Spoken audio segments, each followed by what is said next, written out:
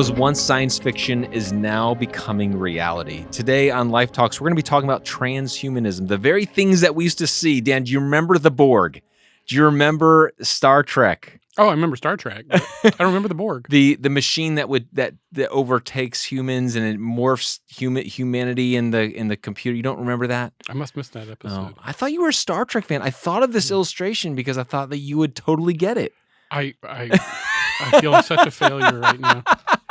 But you talked about it is so true, and people don't realize science fiction and these topics.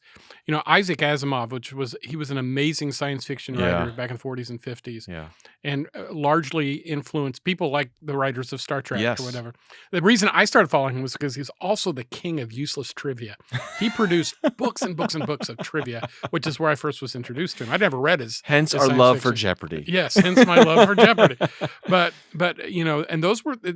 It's so weird if you read the early science fiction writers. Now we're living exactly what they envisioned. Yes, and that's what I think we're all going along in our normal life, and we wake up, and all of a sudden they say, "We can put computer chips into your brain." And you're like, "Wow! Would you like one?" and you might as well put it in your brain because you carry it in your pocket anyway. Well, okay, so transhumanism is basically a philosophical and intellectual movement that advocates for the enhancement of human capabilities through the use of advanced technologies. And you know who gave me that definition? Our good friend ChatGPT. You're getting a little thing for chat. All right, so let me just tell you right now, okay? If I need something quick, I'm going to go to ChatGPT. But go ahead. Isn't it just a sophisticated at this stage? At least the one when I use it, it feels to me like a sophisticated version of Google. That's exactly what it is. I mean, it cuts out the middleman of Google and it's trying to search out something. Now, the problem is you're trusting someone. You're trusting something that what they're giving you is legit. I mean, there is a trust that you're putting into this machine. But yeah, I know this is a sidebar issue and this is not about transhumanism, but I have determined, Dan, that I will not use ChatGPT in any of my sermon preparation at all. See, I'm not there yet because I haven't used one yet, but 3 times now I've tried to find illustrations using it. Oh, okay. All right. So I've not, I don't, I'm not saying, don't ask it theological I'm not questions. judging here. I'm not, there's no judgment. To each his own. Maybe a little bit, but not, no. Speaking of bad philosophy. To each his own. I just believe, Dan, like if I start depending so much on the computers to do all of my research, to do all of my thinking for me, I'm afraid. Welcome to Ben's School of Amish. Listen, your brain is a muscle. Your mind is a muscle. You have to exercise use that it. argument. I'm going to use that about books. I'm going to use that about Google. I'm just telling you. I have this sounds like a weaker brother issue. I will not use ChatGPT for sermon prep. You are so righteous. Well, Dan's going to become the Borg. I'm going to be 100% pure human. And he's going to be Benjamin Borntrager. All right. So transhumanism, Dan, when I say that term, what do you think? Well, part of me does jump to the science fiction where you've got somebody who's got, this big lump on his head that's the processing unit that he's had installed. And then when he gets sick, Dr. Spock comes up and waves something across it. Yeah. But I will tell you what I see now is a process that frightens me. And it is everything from how we make our viruses to how we're influenced by algorithms, to genetic modifications. Last week I read an article about the first embryo that was successfully implanted. It had 3 parents. 3 parents, yes, I saw all of that are stepping stones on the way to transgenderism, and we don't even know it. Yeah, we don't even know it. Yeah, it's kind of a. Again, we're getting to some deep philosophical and ethical issues right now. And here's a big one that everybody can relate to that I believe is a pillar of transhumanism, and that's transgenderism. In order to get to a post-human world, you have to erase a lot of the differences. Yeah. Concrete biological markers. Right. There's no more need for parents. There's no more need for nuclear family. There's no more need for gender. And eventually, this will come as a shock and a disappointment to many of my young friends. No need for sexuality. Right. Exactly. So other than for recreation. Right. But so all of these, I mean, when you think about the larger, you got to think about the parts, and the parts are pretty sobering. So, yeah, to me, we talked the very first episode, we said, hey, you got to have a philosophy of technology, and technology can be either used for good or evil, right? But one of the problems we're running into now is because of the erasure of biblical moral values and ethics, we now live in a wild west of, hey, not should we do this, but can we do it? And there's no boundaries right now. And add to that the acceleration of knowledge. And I think you alluded to it in one of our last episodes, that how quickly the amount of information that we have keeps repeating itself. And now it's minutes, not days, and it used to be years and decades and centuries. Yes. And so this thing is gaining speed. And in my opinion, I think we've lost control of it. Yeah. But if we haven't, we're really close to it. I mean, we're not trying to scare anyone, but I'm terrified. I'm not going to lie. I'm glad I'm 62 and got a bad heart. Dan's like, I'm going to be looking down from heaven, just laughing at all you suckers down there, dealing with all your problems.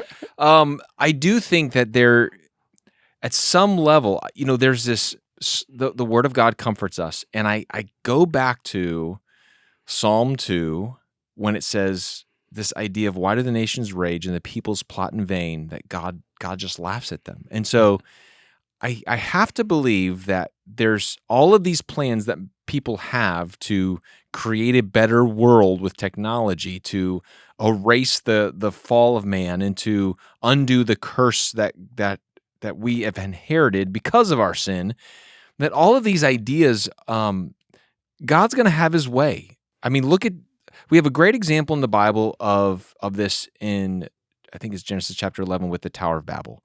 This idea that humanity tried to come together to, again, overthrow the authority of God and to develop their own system of worship, their own system of government apart from God. And God's like, man, we're not going to do that. God has a way of resetting things. Yeah, and in fact, there are people now referring to the Great Reset. Yeah, that is a potential, and the question is, will that be man-made or God-made?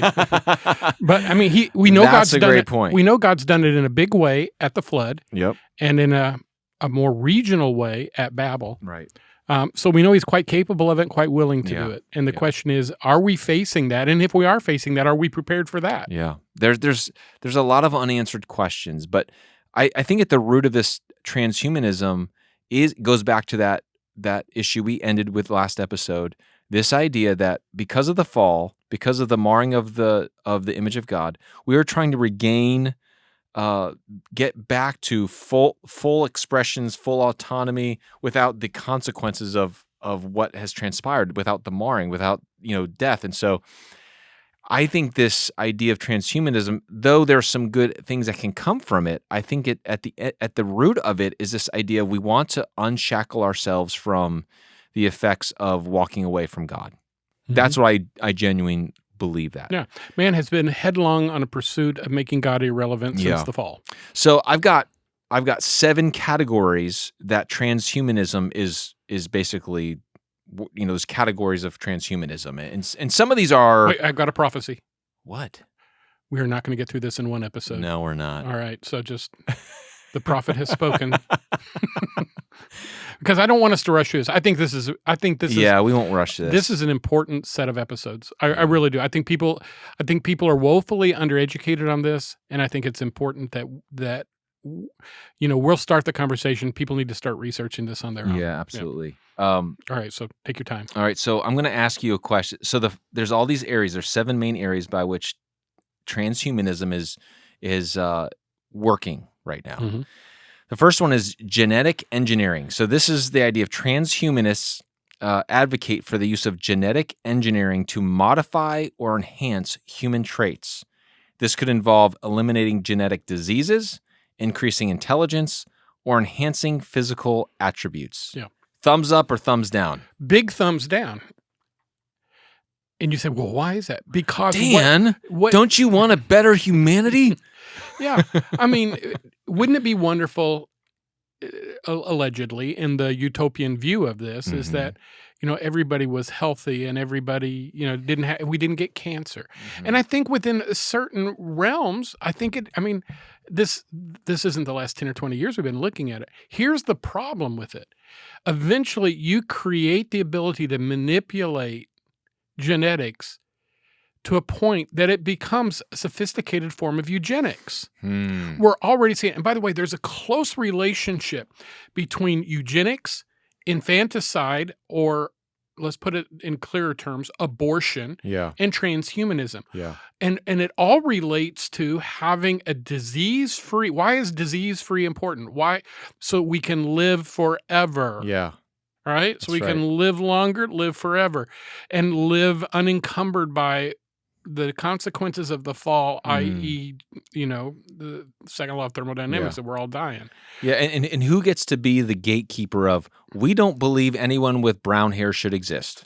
Or we don't, you know what I'm saying? Like it could be as small and arbitrary as that, or I get the there may be a good intention of, let's see if we can eradicate disease, which I don't think you ever will be able to. But that might be but there's no, once you cross that line, you have opened up Pandora's box to, well, who says that your thing that you want to do away with is good and my way isn't good? Right.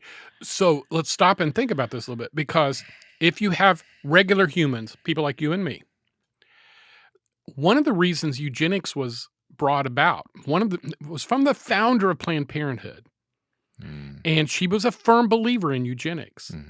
And she believed that certain races... Is this Margaret Sanger? Yeah. She believed that certain races were subhuman. All right? So, African Americans, yes, she believed that. Or black children. Yeah. So we had two classes of people, subhumans and humans.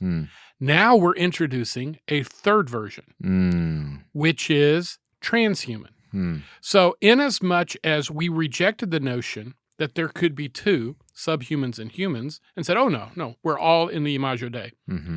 So now we will have a potential of two types, humans and transhumans. The only way to eliminate the transhumans is to keep them from reproducing. Oh, yeah. And then you can have everybody be transhuman. So what you're going to do is you're going to create the elites and the non-elites, the transhumans and the humans. And in doing so, you've gone into this area that we said as civilization was wrong. Yeah, and then we can't let just random humans procreate, because they might create some kind of diseased child or someone who's not fully, and here's meets our standards of humanity. In fact, we wouldn't want that to happen at all. We do not want procreation. We want children born in labs with genetic manipulation to making sure they have the healthiest, genetic. And this is so science fiction, man. Yeah. Like there are movies made about this. But the reality is, if you eliminate the need for a father and a mother, again, going back to transgender, if you eliminate that, you eliminate the need for what major institution? That's right. The family. The family. Yeah. It is the death of the family. Yeah. So I think both of us agree, thumbs down for genetic engineering. It messes with God's authority to knit us together in our mother's I'm not going to go a wombs. complete thumbs down, though, because I got to modify that. Because, I eat GMO. I know other people don't. Like genetically modified fruits, vegetables. Yeah. And by the way, everybody does. And 90% of the stuff that you think is organic is GMO anyway. And if you take an antibiotic, you're dealing with the same thing. In fact, I met the man who invented the genome gun, he was an atheist, became a Christian, and his view, and he has no regrets about having invented the genome gun. So what we're talking about under is the authority of God and creation, and will embrace his limitations. I don't see a problem with genetic modifications and trying to, be more productive with that stewardship. Yeah. But when we go outside of those rules, and we're not even discussing the rules, that's when the problem exactly. exists. All right, so that's number one. Number two, cybernetics and prosthetics. So transhumanists are interested in the development of advanced prosthetic limbs and wearable devices that can augment human capabilities. This includes bionic limbs, neural implants, and brain-computer interfaces that enable direct communication between the brain and the machines. Thumbs up, thumbs down. thumb in the middle. I'm a thumb in the middle on this. Okay. So I've known people who had traumatic spinal cord injuries. Right. For them to be able to walk again would be a huge blessing.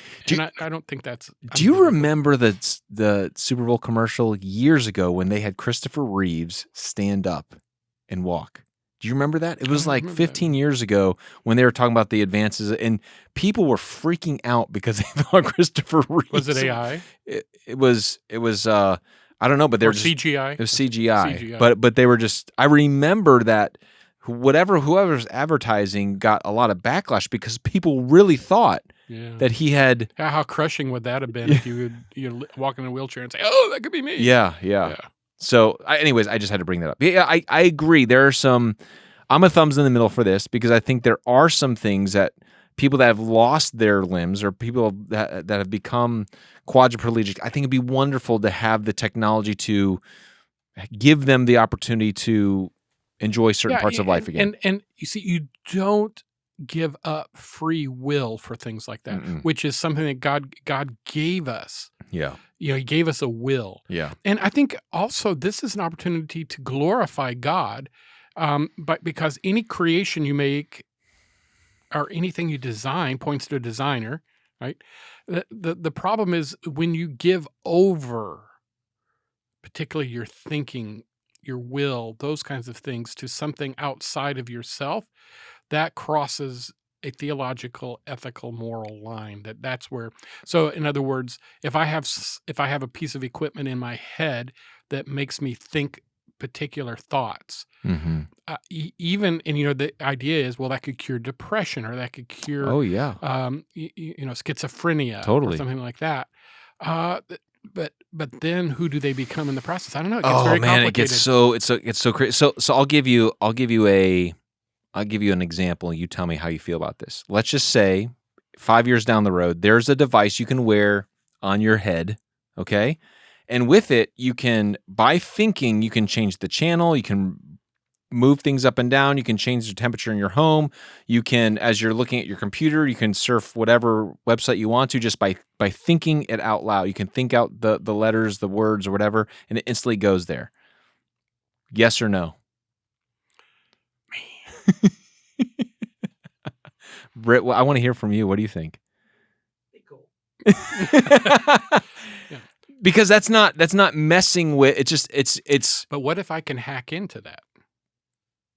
Hack into but it's not. It's not in your brain. It's not in your brain though. It's picking up waves. Hooked up to the internet. It would have to be hooked up to the internet at some level, and that makes it possible for somebody else to hack up. And to me, it falls under the same broad category. Why I would never allow myself to be hypnotized. I have a philosophical, theological opposition to hypnosis because that gives my will over to someone else, and I'm not willing to do that. Okay, so that's why. At the same time, would that be cool? Awesome, But then again, a lot of things I don't do. I don't do because they violate a principle that I think would be pretty awesome to do. Yeah, I think that if one of the major flaws of this younger generation is they will give up their freedom in a heartbeat for convenience. Oh yeah. And that's what scares me. Yeah. That this appeal to convenience to make things easier. I don't have to do, I don't even have to pick up my hands to type. You know what I mean? Like I can just your generation, you and I, we would ask the question. The next generation doesn't ask the question. It's normal for them. Because we know what life was like before this. Yeah. So we can still see what was lost with these technological And that's the advances. problem without having some theological, moral ethicist dealing with these advances that it creates. All right. So we're doing a middle thumbs for cybernetics and prosthetics. That's what we're saying, middle thumb? Kind of. And I hate that because I'm not a middle of the road kind of guy. I'm so black and white. Oh, man. We only have 1:40 left. We got 5 more. Can you do one more real quick? Well, let's do one more. All right. This is a big one, though. Cognitive enhancements. Transhumanists explore methods of improving human cognition and intelligence. This can involve the use of drugs, brain stimulation techniques, or the development of artificial intelligence systems that can enhance human decision-making and problem-solving abilities. So, Dan, come on in this Friday. We're going to cut a little sliver right here in your temple. We're going to insert a little tiny microchip in your brain, and it's going to help you think and process. It's going to solve Alzheimer's. It's going to do all these amazing things. Thumbs up or thumbs down? Again, I don't think I can give for instance, then I would need to, theoretically to me, I would need to say, then I'm opposed to every use of Ritalin. Because as an educator, I've seen Ritalin horribly abused. Yeah, right. What's that other one that college kids snort now? It starts with an. Does it start with an A? I know Adderall. Adderall, yeah. Yeah. So, but I also have seen people who have something going on, and I don't know whether what it's caused by or whatever, but Adderall helps them to focus. Yeah. So and I don't take a stand that says it works. Never. Here's the thing. I think the problem is when we say, well, it works.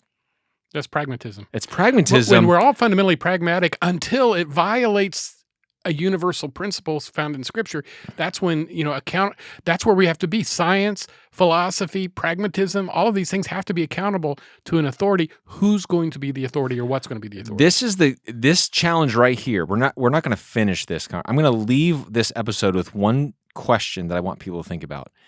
If in 5 years, the probability of microchips being implanted in brains, I mean, I think it's already happening, but like it might be mainstream. It could happen within 5 to 10 years. Would you, as a parent, knowing that all their 5-year-olds are getting microchips implanted in their brains before they go to school, because that's what kids do now, because it will help enhance learning and cognition and problem solving. And so, do you, as a parent, bring your 5-year-old into the doctor for their microchip implant that will help school become so much easier for them? Don't answer that. We're going to come back next episode on Life Talks. Man, this has been a crazy conversation to have. I think it's important that we have these things. It's important for you as a Christian to develop your own philosophy and convictions, again, based on the authority of God's word, the image of God, the idea of redemption, and what does God want for us as his people to reflect him. So it's been a great conversation. Thank you again for joining us on Life Talks, and we'll talk to you next time.